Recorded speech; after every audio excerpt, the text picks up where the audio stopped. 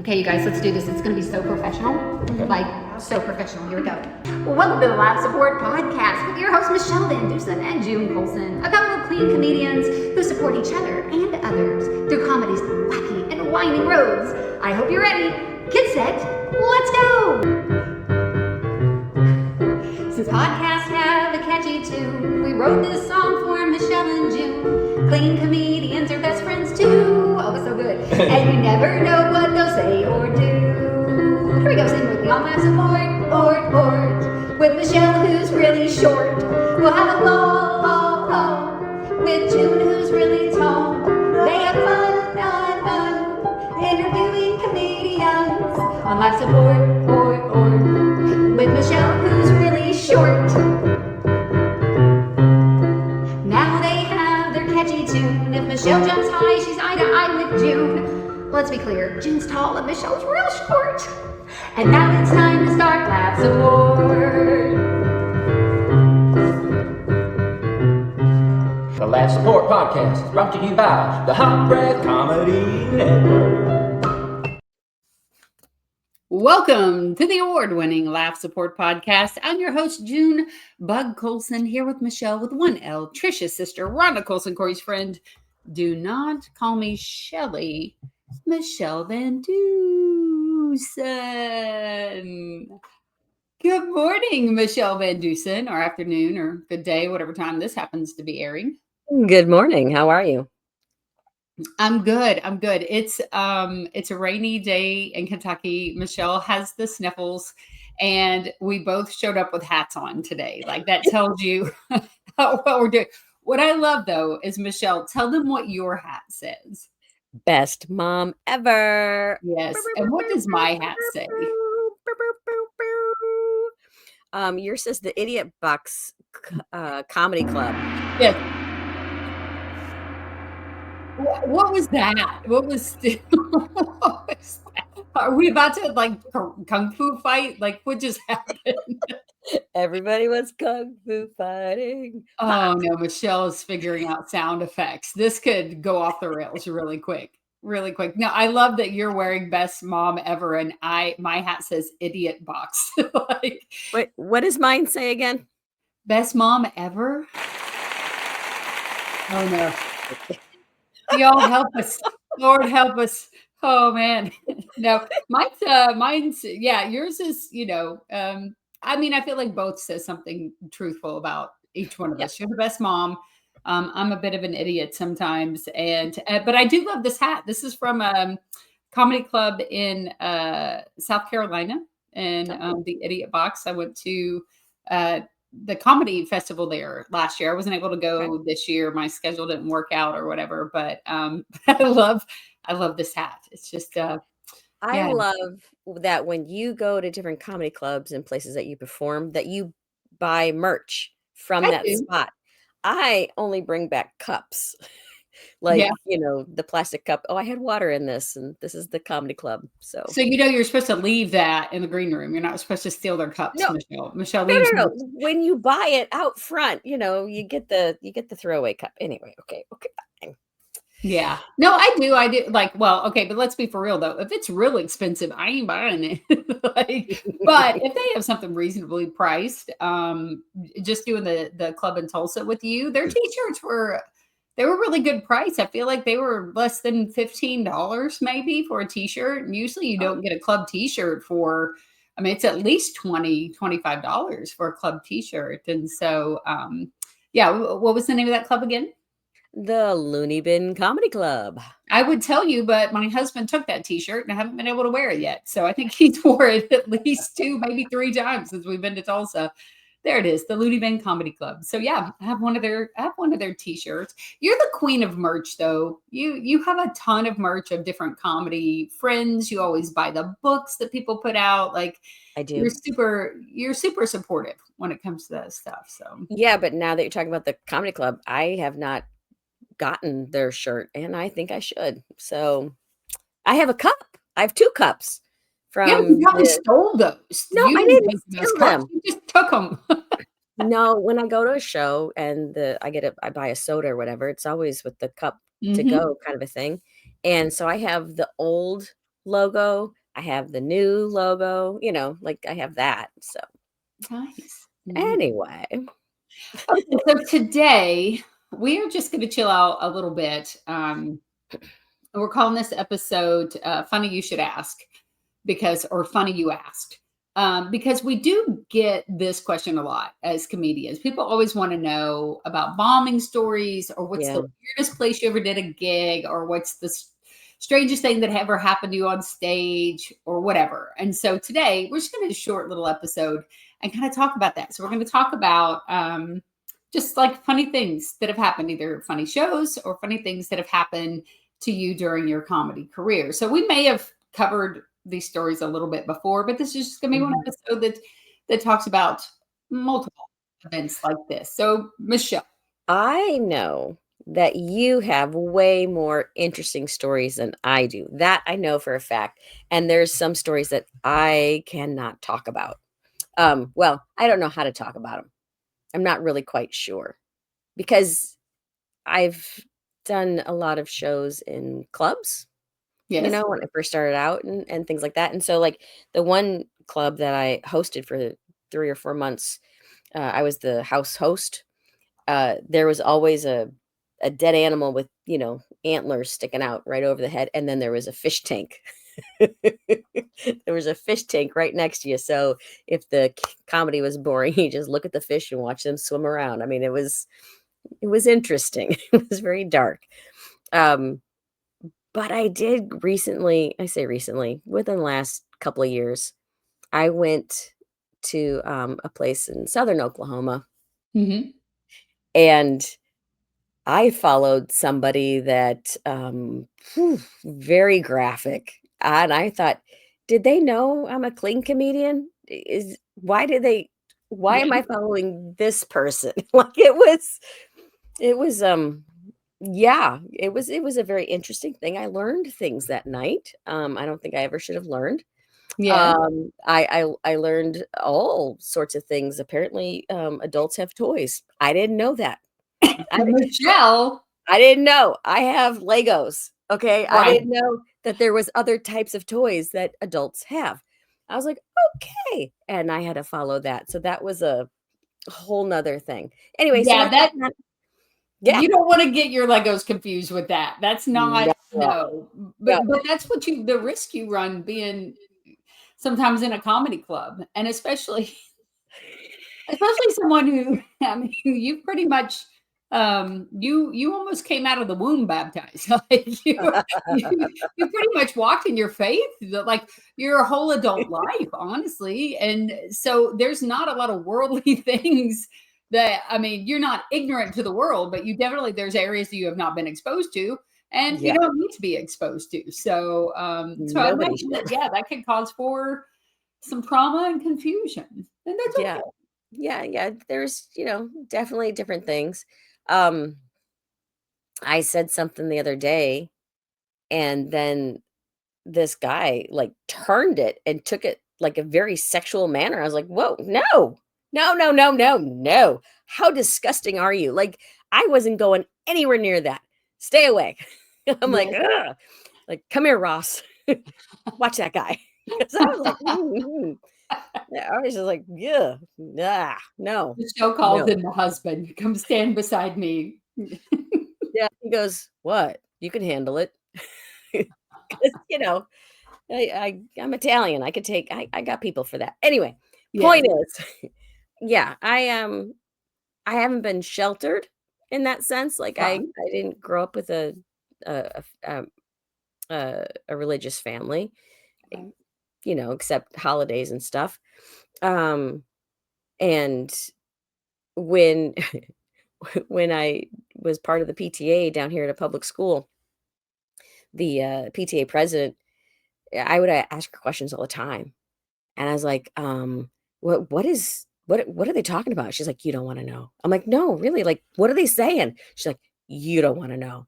Yeah. And I was like, "You got to tell me, please, because I don't want to look like just ignorant." And she's like, "It's gonna upset you." I'm like, "Just tell me." And then she told me, and I was like, "Oh." That's a 5th grader? Like, that was like, I was surprised. I'm like, "Oh, no, no, no." So, I learned a lot of things just being, like, in the PTA and, just doing just public school and all the things. It's all very wow, we live in a fallen world. That's all I'm gonna say. That could But be the name of your next special, Michelle, the Potty Mouth PTA. I learned a lot in the PTA. Like, and for like when you said, "Oh wow, that's a 5th grader," boy, you guys are slow in Oklahoma because that's a 1st grader in Kentucky. Like, what'd she just say? Oh my gosh. So yeah, clubs can be yeah. interesting. Kind of like you, I one of my stories was just headlining a show and the host getting high as a kite. And rather than doing the 5-minute warm up that they were supposed to do, they did about a half an hour. And then the person in between was like, "Oh yeah, I saw you're a clean comedian. Do you want me to work clean?" And I said, "Well, I That'd be don't, nice. I don't necessarily put my beliefs or standards on other people. However, I think the show will go better for you and me if you are more towards what I'm doing as far as the headliner is concerned." It's like, okay, okay. He was twice as dirty as the guy who was stoned, right? Then the host came back out, did another half an hour completely high, and introduced me by telling everyone, "Okay, we've had fun now. Here comes the church lady. Behave." Oh, no. Oh, Yes. no. That's You know oh. what a setup that was? Do you know Woo. how? And then afterwards, he's like, "Don't beat yourself up, kid." I'm like, "Beat me up, dude. You don't know me. I'm not who I want to beat up right now. Like, you're lucky that Junebug found Jesus because Hot Dog's daughter is about to come out." It's- oh my God. I think that would be okay because I was reading some stuff in the Old Testament, like the one guy when those teenage all the kids came out and were making fun of him, the Aldi. Ubaldi. Yeah. Mhm. And then he called all the she bears or whatever came out and like mauled them to death. Like, Yes. and then what was it when was it Elijah or Elijah? One of those two Does when he they were jerk people's hair out or something? yeah, well, yes, but the called down fire from heaven. I'm like, so I think it's okay if Hot Dog's daughter comes on out every so often. You go, girl, get him. One of the stories too in there, and you obviously not a biblical scholar. That's going to be the name of my next special, Junebug. Not a biblical scholar. Not a biblical. It is the Bible according to Junebug. Sometimes, like it's just how I interpreted it. But I know there's one where it's either a prophet or like the head of a household or something, and it was talking about how he like beat all of the all of like the men working for him and pulled their hair out or something as like a punishment for their behavior.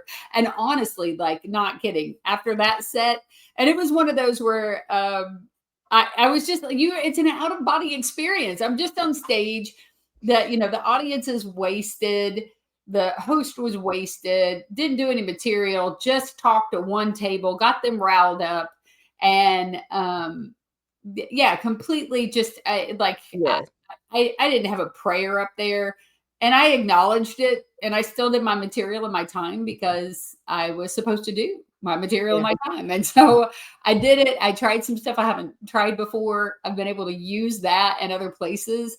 And I think sometimes like shows like that, you do leave like feeling stronger when it's that much of a train wreck.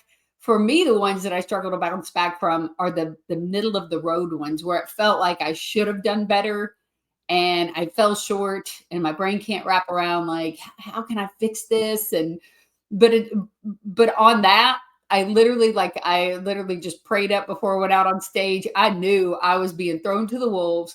And I'm like, you know what? I'm not backing off this stage. I'm gonna do my time, church lady and all. That'll be that. And there were some people that actually enjoyed this set, not me. It was yeah. torture. And my husband was actually at that show and in the back of the room. And like afterwards, you could see he was traumatized for me. He was just Mm, like he was trying. He was like, "What was yeah, that? What just happened? Like you didn't have a prayer, but sometimes that makes you feel stronger because you survived. Like they didn't." you know, I mean, don't get me wrong. The second that show was over, I was like, get the car running. Let's get out of here. Get my check and get out of Dodge. Like, I was glad he was with me and I didn't have to leave that club by myself, so. Yeah, I actually, I'm kind of surprised. Like when you came out, I said, "Here's the church lady." Did you, at any time, did it cross your brain to do Satan? Maybe Dana from Carvey. yeah, Yeah. yeah. Did you do Trust it? me, this crowd didn't know who Dana Carvey was. There's that would have just been I was trying to connect by playing, and it did. I mean, I did help myself some by listening to the whole nightmare of a half an hour of gibberish. Yeah. That I was able to do a couple callbacks as soon as I got out on stage. And so that connected me a little bit. But the reality was that was not going to hold them for 45 minutes. And, I mean, I left with all my limbs intact and, There you are. not so emotionally wounded that I could never do comedy again. But yeah, that was a little bit scary. Okay. What else? What else? I know you've had a wardrobe malfunction that you can talk about. I have. That was in Vegas, so I think it's expected there. I don't know. True, true. I'm sorry, that just straight dive. Yeah, no, I know I've told this story several times already about they were announcing my name and my pants ripped and I had to go up there, but I didn't know where or how bad of a rip it was. So I just, just scooted across like this, like just barely shuffling and just kind of stood still, not knowing because, the stage was up high. And so Right. everybody's eyes are looking this way. And I was like, oh, this is why I don't wear skirts. Like it was just, anyway, I got off and it was like the smallest tear ever, but it was so loud. It was like, because when you're going through your pre stuff, like right before you go on, it's like everything's silent, but then when one thing goes wrong, your ears just pick it up like it's the Yeah. loudest thing in the room. So when I heard, I was like, oh, because I had to go upstairs to get on the stage. It was just, and I think the worst part of that show was my mom and her friend were in the audience. Yeah. So I've got 70-year-olds in the audience, and they apparently wanted to help. So you hear them go, "You're doing good." It's like, no, no, no, no, no, no. That's not what I wanted to hear. Anyway, so it was bad. It was really, really bad. And let's see, what did I learn from that moment? Address the elephant in the room. Yeah. That was a thing. Like if you like, do you remember there was one show that you and I saw that someone's like part of their hair fell out and then Yeah. they picked it up and commented on it and so Yeah. it got a laugh and so that embarrassing moment they were able to acknowledge that it happened, Yeah. got the laugh, and was able to just move past it. Yeah. I was so new in comedy. I didn't know how to move past that. That's why it was just awkward and the whole time. Because in my head was, can they see it? Can they see the rip? This is not good. Oh, yeah. So how am I? Yeah. So it was a disastrous thing. But I When can I be like, did Tulsa, when I did the Tulsa club, I felt like part of my shirt had come untucked and it was really annoying me. So the whole time I was like doing my material, every chance I had, I would kind of feel and check. And it never did. It never came untucked. But for some reason, that was like a thing. And I could have just like looked down and moved on with my set. Nobody would have known why I was looking. But I mm-mm. loved it. Like you were like, what did I learn from that? I didn't know we were learning lessons. I don't know. It was just because I it's taken me so long to be able to go back and evaluate where there's so many people that they get off right away and they're like, "Oh yeah, I got to fix this, that, and that, and that." And I'm like, "How do you do that? How do you immediately know exactly what was wrong?" I have to, I have to think about it for a minute.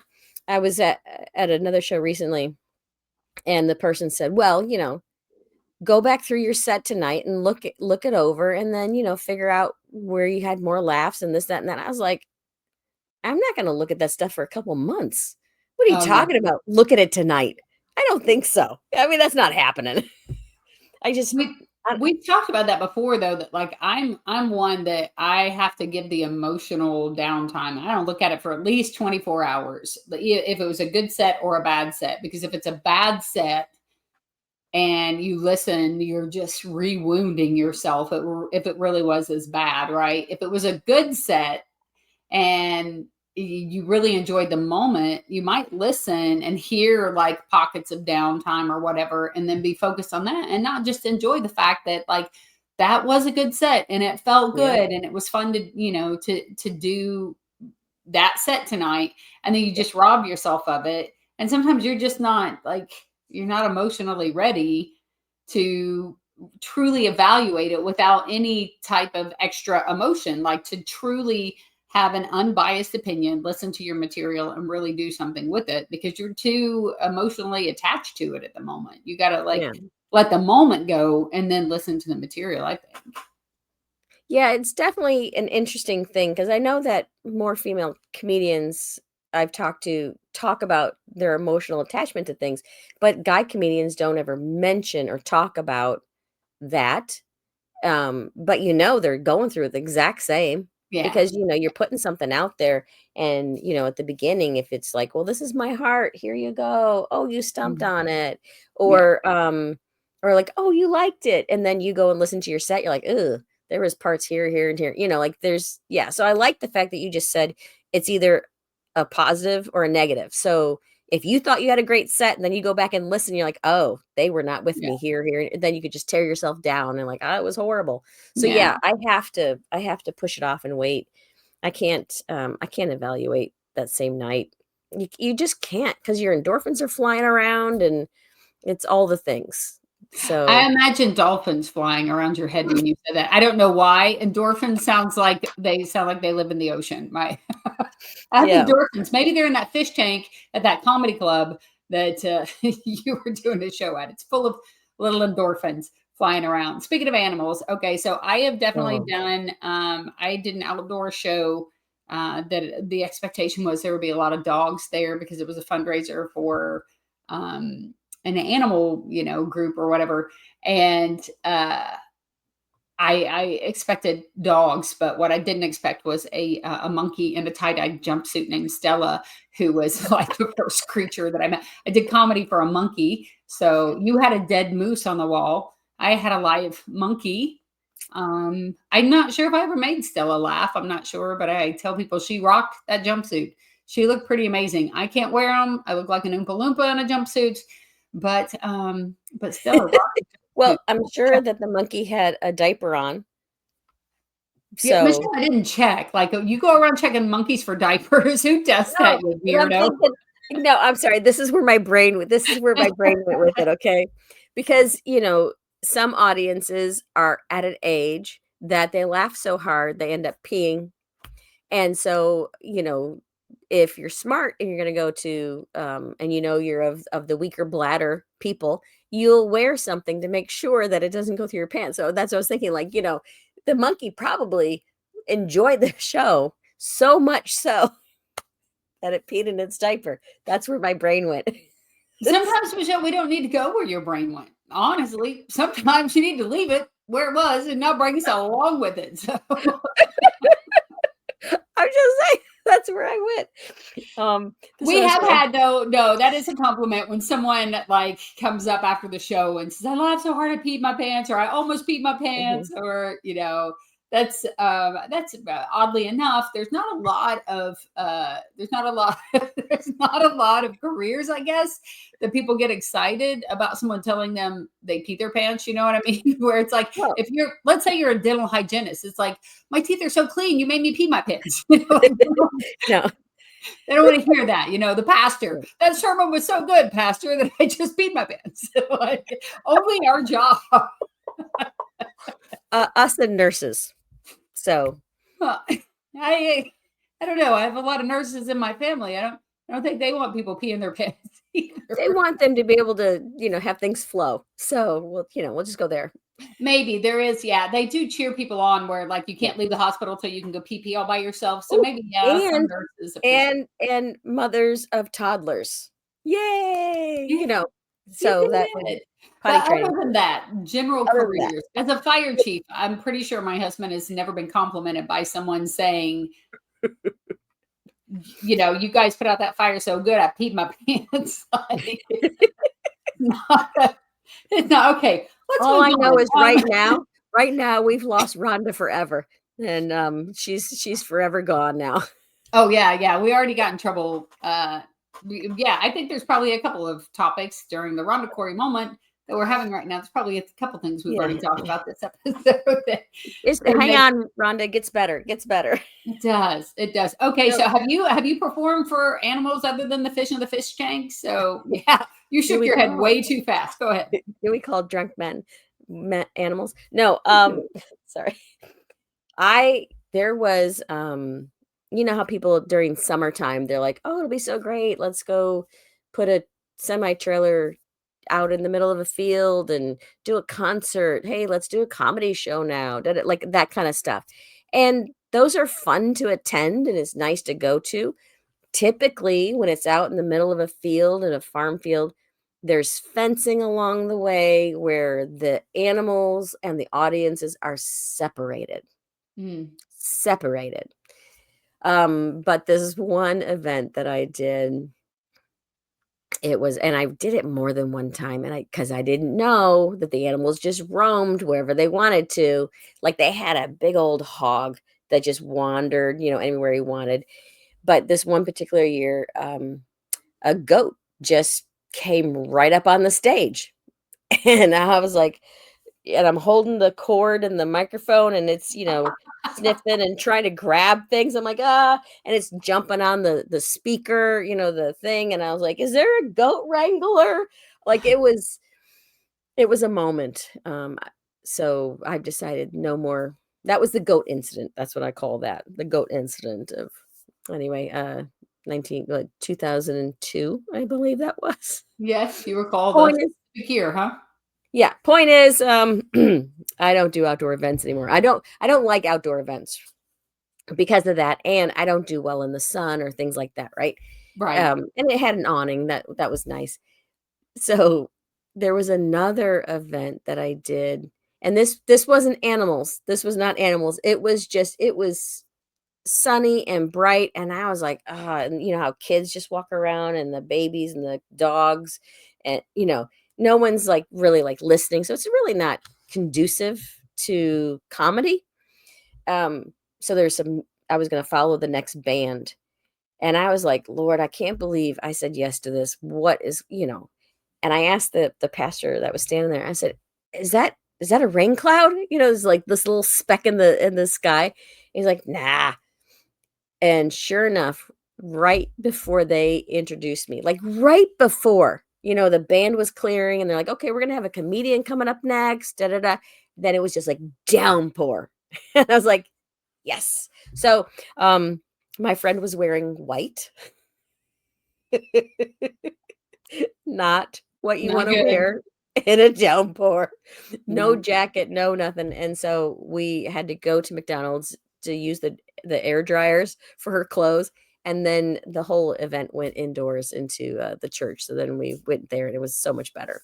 Anyway, but I remember doing a joke there about a bull being led by the ring in his nose. That's where I was going with that. I knew it was an animal thing, Yes. but it was the environment. And then this nose ring that this person had was so big.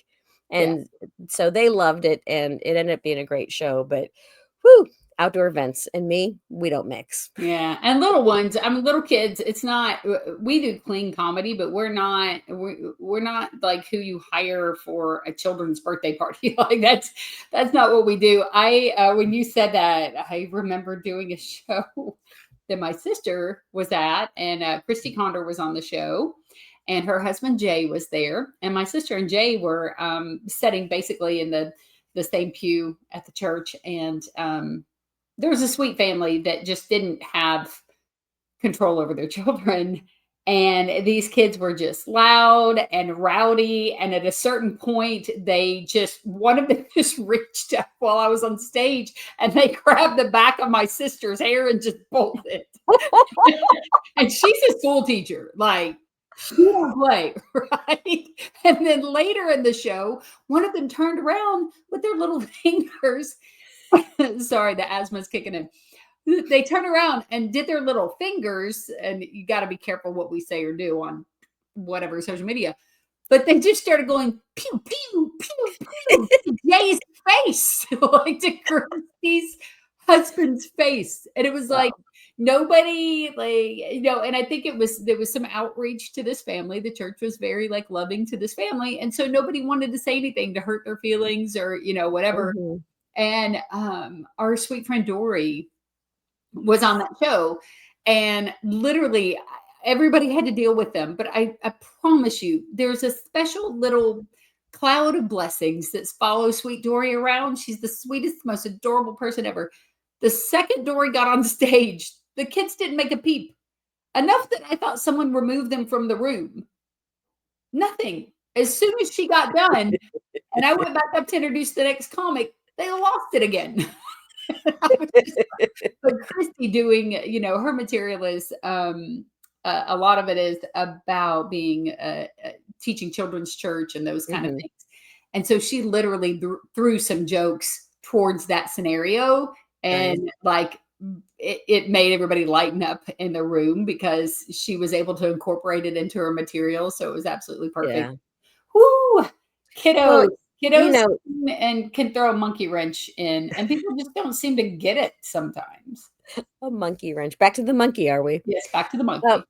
I think one of Dory's qualities when she's on stage, she kind of reminds me of a kindergarten teacher where because she talks slower and it's interesting, and Mhm. then at the same time, she's kind of asking you a question, but not. She's only asking herself a question, so you're thinking. So it's like all of that. So I could see why kids would be like paying attention, like, "Oh, what is she gonna say?" So I can Yeah, see that. And then, of course, she's talking about robots, so, yeah, I'd pay yeah, attention, absolutely. that's true. So, yeah, That's true. I'll throw one more out there. I've okay. talked about this one before. Uh, let's see. I did the church late. Yeah. Okay. So, definitely my first bombing story. Uh, I ended up with a headliner that wasn't there because of a car wreck, and I'd never done comedy before, like to really be paid to do comedy. I'd done a Mhm, combination of like comedy and speaking at an event, and that was a volunteer basis. But this was the first time a headliner was like, "Hey, do you want to come open for me?" And I arrived and he did not because there was a wreck on the interstate and he didn't make it. And so I was dealing with an angry mom who had the expectations of this headliner who basically like threw me into the room and was like, just do whatever and get it over with. And like by the end of the show, there was a lady in the front row who said, it was all over, and I was like, "Thank you guys so much." And then she shouts, "June Marie," and I was like, "I never said my name was June Marie, but that's like legit one of my middle names. I have multiple, but that's my first middle name is June Marie." And I was like, "I'm sorry, did you say June Marie?" And the lady goes, "Yeah, that's my sister." And granted, she had one eye, so I wasn't sure. She leaned one way but pointed the other way, and there were two elderly women on either side of her. So I looked at the one and I go, "Oh, are you June Marie?" And that lady in the middle goes, "What? No, June Marie is dead." And I was like, "Okay." And you I ran, dude. I ran so fast to my vehicle. I was like, "Thank you guys so much." And I just left. And dude later he offered to pay me, and I was like, look, just throw me like a gig again later. But honestly, it ended up being hilarious. That I've mentioned this quote before from the master class thing that you gifted me a couple Christmases ago. um the master class, the guy talked about like for everybody else, a bad day is a bad day, but for us, it's a really good story later. And that was so true mm, in real time for me. As all of that was unfolding, I was thinking like, rather than it making me never want to do comedy again, it showed me that like it can be crazy. I can still find the funny, and yeah, that it didn't kill me. Like God was still with me. I still made it through the show. Um, And I felt a little invincible afterwards. It felt like I had just escaped, like I'd been running from a bear in the woods and I made it to the cabin and I slammed the door and locked it. Like I was safe and I did it. And I was like so adrenaline pumped from like the bad experience, not even the good experience, but the fact that it was such a crazy moment where I was out there alone that it actually like made me go, okay, all right, that didn't kill me. I'm sure there's going to be, some bad shows, but that was pretty bad. That was a horrible experience, and I still want to do it. So yeah, this must be what I'm supposed to do. So Okay. Here's one that I thought was going to be the end of me ever doing comedy again. It was at a retirement home. I've done 2 different retirement homes. This particular one, they said, "Oh, yeah, just in a minute, we'll get the room reset, da, da, da," because I followed a memorial service. And I was like, "What?" And so all they have is the little podium and then the mic that just the cord is this long, so yep. you can't go anywhere, and the podium is this high, so I'm on my tippy toes so anybody can see me. And then everybody, they're older, obviously, and their hearing isn't that great, so they don't hear how they're talking. And the one girl in the front is telling her other friend or asking her other friend, "Hey, when's the magician coming? I thought this was a magician." And you so wanted to disappear at that point. Yes. Oh, I wanted to disappear so bad. So bad. And it was just like, oh my gosh. So I finished my time frame and, I got out of there, got my check and got out of there. And the lady at the desk, she goes, "Listen, you have to come back like 2 or 3 times for them to get it." And I was like, "I am never coming back. Uh-uh. I can't do it. I can't. Unless I had more than one person. If it's all on me, I'm not doing that again. But if I'm part of a group doing it, then Yeah. it'd be okay. Because then it'll, but whew, so I've never been back to that particular place. I was like, nope. And I'm guessing no other comic has either, and that's why she keeps saying that. She's like, "Listen, no, seriously, just like 2 or 3 times, like they're trying to at least get a few more times out of It you." was referred by somebody. Oh, yeah. Yeah. Like one time I was introduced as the replacement comic. Oh, yeah. All right, so let's give it up for our replacement comic, Michelle. I'm like, what? And then another time they said, this comedian has been recommended. Here, let's invite her. What's your name again? I was like, oh good Lord, this is not going well. That's a great intro. Somebody recommended her. Yeah. Not even who or why, but The- she's just been recommended. yeah, the backstory behind that, because there was more that she said. She was the comedian that we wanted recommended her. Ouch. Yeah, so yay. So, which is another lesson as to why you should always give them a card and tell them exactly what to say when you come on stage. Otherwise, something like that happens and you're like, what? I've had people introduce me as the wrong name. I've had people say something silly like that before where it's like, yeah, I mean, we couldn't get Leanne Morgan, but this girl was cheap. Yep. Good luck. Maybe she'll be okay. Here's June. I was like, what? Thanks so much for that. And even if you give them the card to introduce yourself, it's no guarantee. You got a better shot. I did a show with another comic out of Nashville recently, and they had, when we saw the host, what they had for us, we were both like, oh yeah, don't read all of that.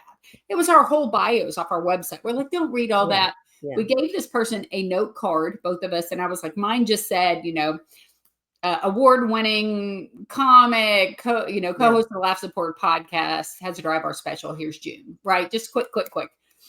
And so that person was like, oh, okay, thank you. And then they went up there, they still read a whole sheet of paper and then picked up the note card and added that to it, which was just repeat information. And the whole point was not to, Now we just added more to it. I remember the other comic looking at me going, are they about to? I go, yeah, you missed it. They did that to me too. Like, that's literally what just happened. Like, so there's no guarantee. There's no guarantee. Yeah. I'm glad that you said that right now because I have an event coming up and I need to make sure that this is how you intro me because in the correspondence back and forth, there was like there's an article written about the event that's happening, all this kind of stuff that's going on with it. And so now that you said that, I'm gonna definitely make sure only read this. Yeah. Yeah. Just give them, because I mean, some people do their due diligence, and they should, because they probably have had people come and speak that didn't give them any background information. And so they're prepared with, an introduction. On my website, now have a thing for people who book me, and it has my intro, it has my bio, right? And then it has the headshots and that kind of thing. But I still always bring note cards with me and have it like pre-printed on a note card just to hand to whoever's, oh, are you going to introduce me? Awesome. These are just 3 quick points I would love for you to say about me. I didn't get that at the loony bin. Yeah, well, because you know me. And if you couldn't come up with something to say about me, then we have a problem. We have a problem. Okay, well, the whole thing next time. Yes. Yeah, June was born a baby in 1975, and to the daughter of a hot dog and Mo. No, it was good. It was good. So yeah, all right. So these are just some of the silly stuff that we've had go on in our lives, our comedy lives. There are so many more stories we could talk about, but we just thought we'd loosen it up in between. We got our next episode is going to be with the amazing Vincent Rutley, and we're going to get to talk about a super cool book that he has out there. You can also get an audio book, and dude, we just love Vincent, so I'm excited that he's going to be on the next show. So we'll close this out with our usuals. I got my tip of the week, Michelle. My tip of the week is save your receipts. Okay, save your receipts. Now, I'd love for it to be comedy wisdom, and that my save your receipts would be about like, hey, save the receipts in your head about the good shows. Save that receipt, pull that receipt out, and remind yourself of how funny you are, of the good events that you've had. We talked about this recently, that if you're about to do a show, go back and listen to a great set or watch a great set. That would make sense. That would be my tip of the week for the Laugh Support Podcast. But I don't mean it like that, Michelle. I mean literally save your receipts. Okay? Because I got these cute little babies. Okay. And I still have the security tag. Can you see it?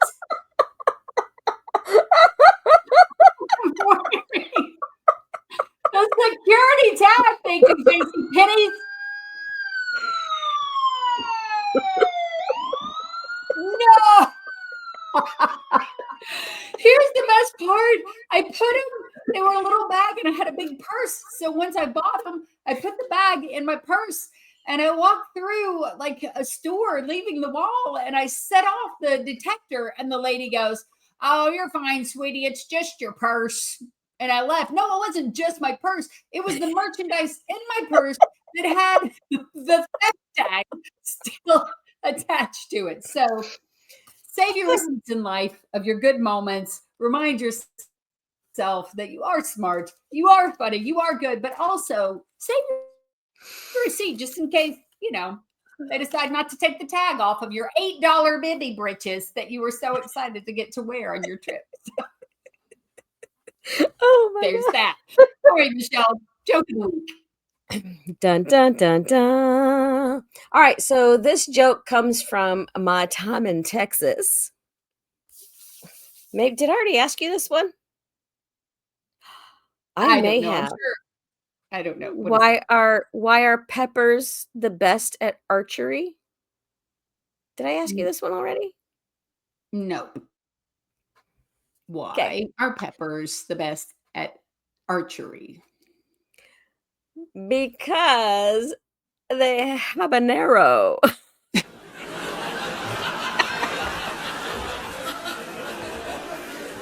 Ah, friends. I'm not gonna lie, that was actually cute. Why, because one of my favorite dumb jokes is why are peppers so noisy? Oh, sorry, noisy. Why are peppers so nosy? Nosy. Yeah, I don't know why. because they're all up in your business.